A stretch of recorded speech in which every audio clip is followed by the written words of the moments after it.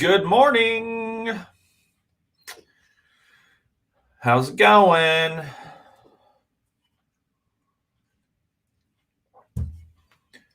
It is Tuesday. It is now 10 a.m. I started a little early, but that's okay. Only like 15 seconds. So glad you're here this morning. See, Allison's here. I don't know who else is here. Anyhow, all right. So let's get going. Jill's here. Yay. So I have to tell you guys, I got robbed on Sunday. It was terrible. It was painful. And it was entirely self-induced. Took the kids to the fair, and I paid $27 for a cheeseburger and fries. I was robbed. It's terrible. The cheeseburger was like this big around. It was a big plate of fries, but $27 for fries and a cheeseburger. That is robbery. And I paid $12 for Charlie to do an obstacle course twice. That is robbery. Anyhow, the kids had a good time. The fair was fun. But I got robbed. That's terrible. That was so expensive. What's wrong with I know it's the fair. It's your captive audience. It's not even good. Yes, Allison, there is a McDonald's near the fairgrounds. Next year we are bringing food. We are packing food. I am not gonna. I didn't even get to eat barbecue or a deep fried Twinkie or deep fried butter. I didn't get any of the legit fair food. And I got robbed. It was terrible. Yeah, we're gonna this is the first time I've ever taken the kids to the fair. We'd never gone to the fair with the kids before, and so it was a lot of fun though, seeing the animals. And there was a thing where the kids could learn about the various processes that food goes through before it gets to the grocery store. Pack your lunch. Charlie got to milk a fake cow, pick apples off a tree thing, and pick the chicken eggs and put them in a carton. So it was a good time. It was fun, but I got robbed. All right. So now that we've digressed about that, today we are talking about reflections on Providence, number 10, familial authorities. I hope I spelled that right. And now I'm officially a Washingtonian, according to Jill. So you know how I know I'm officially a Washingtonian? It's because it's supposed to rain today, and I've got shorts on. The only thing that would make it better would be if I had sandals on. But it was a good time at the fair. We enjoyed it. We'll plan to go next year, but we're going to give me your best tips and tricks to survive the fair and not get robbed. Would greatly appreciate that. Okay. So announcements before we get on to reflections on Providence and familial authorities is Fall Fest donations and volunteering. We had a meeting after church on Sunday. Lots of people stayed and signed up. The ways that you can help if you want to donate is either donate candy, which we'll put out buckets for that stuff for you to drop those off. And then also, rather than having people donate specific goods like we did last year, like we had people bring pumpkins, we're just going to plan to have one person go get all the pumpkins. So if you want to contribute to that, we would love for you to donate funds for pumpkins, the giveaways, like if we're going to do balloons again, Bibles that we'll give out, tracts, that type of stuff. We would love for you just to give to that. And you can just, in your memo note on your check, if you do that, you can put Fall Fest. And I'm going to ask Cindy to make it available to do on Church Center. If you give online through that, we'll make that available. We haven't done that yet, though. So I'll ask her to do that right after this because I hadn't thought about it till right now. We also will want help setting up and people running booths and all that stuff. And I'm sure we'll need help putting candy bags together and all kinds of stuff. This year, we're hoping to have everyone get out of their vehicles pending the weather. And And we really want to do, instead of just handing out the pumpkins, one of the things we would like to do is do a pumpkin decorating station. So not carving, but give a place for kids to decorate and give parents an opportunity to stand around and interact with volunteers and whatnot. And so we would love for you to participate. If you have any questions, you can talk to me. Other announcement, only other one that's coming up is women's mentoring meeting after service on Sunday. So ladies, if you want to participate in the mentoring program, I'd encourage you to stay afterwards and check that out. It'll be downstairs. Well, it's not really down there. It's more down that way. Down below after service. And I don't know what room they'll be in, probably the one opposite from the currently used children's classroom. So stay afterwards and find out about that. So we've been on this topic of providence and authorities, and how God really institutes the authorities in our lives with purpose. And so we've talked about the types of authorities. So first week we talked about civil authorities, then last week we talked about spiritual authorities, so government officials, and then pastors, church leaders. Today I want to talk about and consider familial authorities, and then next week we'll talk about secular. I think familial, it's really one that when we pause to consider it has lots of implications. When you think of your family structure and the people that who are the authorities in a physical family, you have a husband and wife who are united together by God. What Jesus says, what God has joined together, let man not separate. So God is providentially involved in the process of the uniting of the two. And so husband and wife become one through God's work. And then, Lord willing, they have children.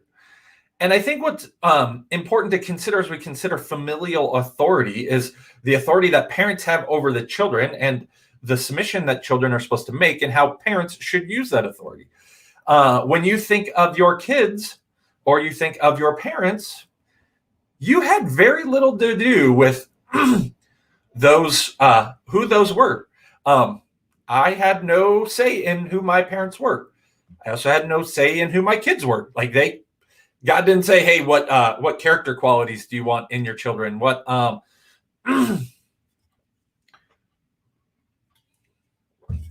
what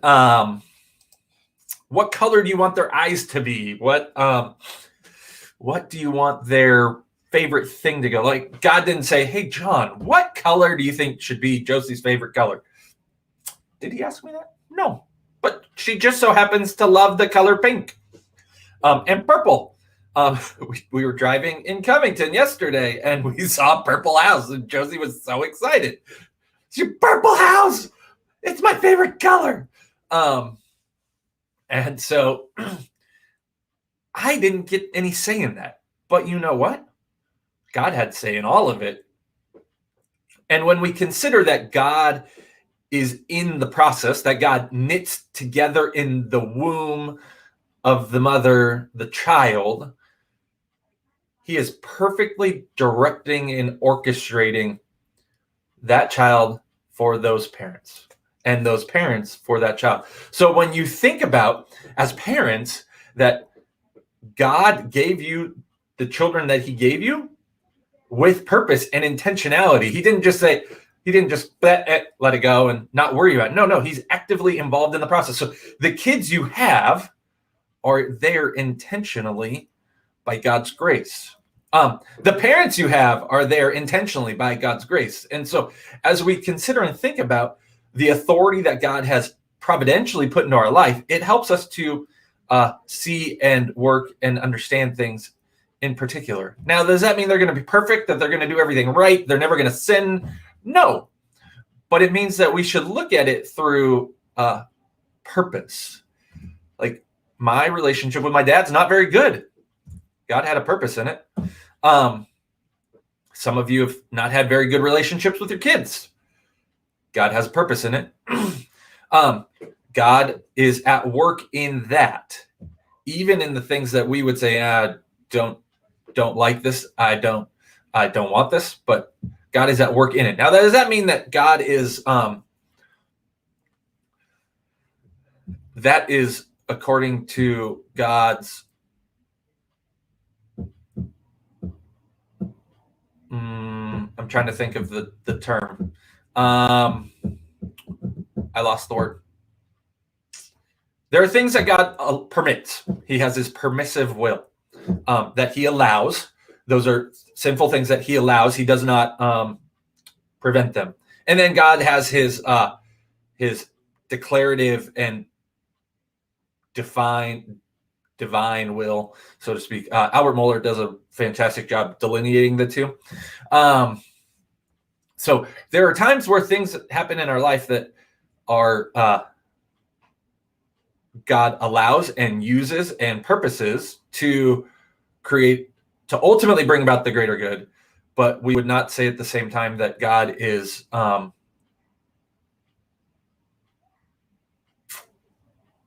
his ideal. Divine sovereignty is confusing at times, in that God allows and uses things that he even don't please him to bring about a more pleasing good that he causes. And so when we think of our children or our parents, we need to look at it in light of the fact that God has ordained it. He's providentially, through his working, giving us the parents we need and giving us the children we have and need.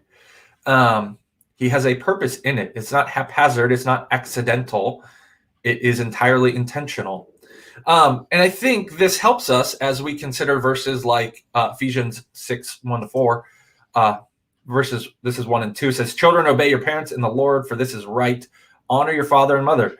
This is the first commandment with a promise, that it may go well with you, that you may live long in the land. Fathers, do not provoke your children to anger, but bring them up in the discipline and instruction of the Lord. So when we think of children submitting to their parents, like, it's rooted in this reality that God gave you your parents, and he gave you those parents purposefully.